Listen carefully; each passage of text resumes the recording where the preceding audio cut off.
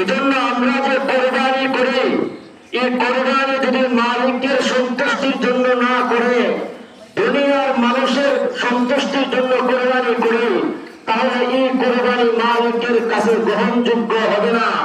কোরবানি করতে হবে মালিককে সন্তুষ্টি করার জন্য। দুনিয়ার মানুষকে সন্তুষ্টি করার জন্য কোরবানি দিলে কোরবানি হবে না। এই জন্য আল্লাহ বলেন, কুল ইন্না সালাতি ওয়া নুসুকি ওয়া মাহইয়ায়া ওয়া মামাতি লিল্লাহি রাব্বিল আলামিন। ও আমার বান্দা, ও আমার বান্দী, আমার নামাজ, আমার কোরবানি সবকিছু আমি মালিককে সন্তুষ্টি করার জন্য করতে হবে। দুনিয়ার মানুষকে সন্তুষ্টি করার জন্য কোরবানি দিলে এই কোরবানি হবে না। অনেক মানুষ দেখা যায় বলে প্রত্যেক বছর কোরবানি দেয়, এই বছর যদি কোরবানি না দেয় আমার সন্তান মানুষের বাড়ির দরজায় দরজায় যাবে, আবার মানুষ বিভিন্ন রকমের কথা বলবে।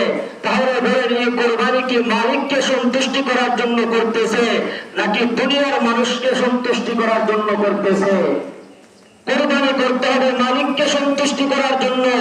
দুনিয়ার মানুষকে সন্তুষ্টি করার জন্য করলে কোরবানি হবে না। যে হাসরের ময়দানে তিন শ্রেণীর লোকদেরকে আটকানো হবে। প্রথম নম্বর যে শ্রেণীর লোকদেরকে আটকানো হবে, এর মধ্যে এক নম্বর হলো যারা শহীদ হয়েছে। তাদেরকে বলা হবে, দুনিয়াতে কি অর্জন করছো? তারা বলবে, দুনিয়াতে শহীদের মর্যাদা হাসিল করছি। আল্লাহ বলবেন, তুমি মিথ্যা বলছো, কেননা তুমি শহীদ হয়েছো দুনিয়ার মানুষ যাতে তোমাকে শহীদ করে দুনিয়ার মানুষের কাছে ফেমাস হওয়ার জন্য তুমি শহীদ হয়েছো, তুমি মিথ্যা বলেছো। যাও, দুনিয়ার মানুষ তোমাকে শহীদ বলে ফেলছে, তুমি জাহান্নামে যাও।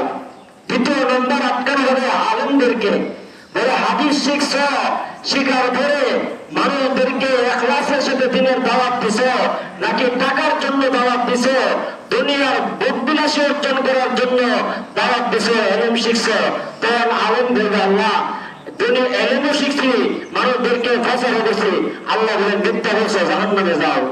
তৃতীয় নম্বর দানবীদেরকে ডাকা হবে, যারা যাকাত দেয়, যারা বিভিন্ন দান সৎকার করে, তাদেরকে বলা হবে, তোমরা যে দান করছো, দুনিয়াতে যে দানবীর বলছে দান কাকে সন্তুষ্ট করার জন্য করছো? আল্লাহ তোমাকে। আল্লাহ মিথ্যা বলছো, কারণ তুমি দান করছো তোমার দুনিয়াতে দানবীর বলে, দুনিয়াতে তোমার নিয়ে মানুষ আনন্দ উৎসব করে, দুনিয়াতে তুমি ফেমাস হওয়ার জন্য দান করছো, জাহান্নামে যাও। তাহলে মূল পয়েন্ট কি? কোরবানি দিতেছি আল্লাহকে সন্তুষ্টি করার জন্য, দুনিয়ার মানুষকে সন্তুষ্টি করার জন্য কোরবানি দিলে হবে না। এই কোরবানি আল্লাহকে সন্তুষ্টি করার জন্য করতে হবে। আর আল্লাহ বলেন, বান্দা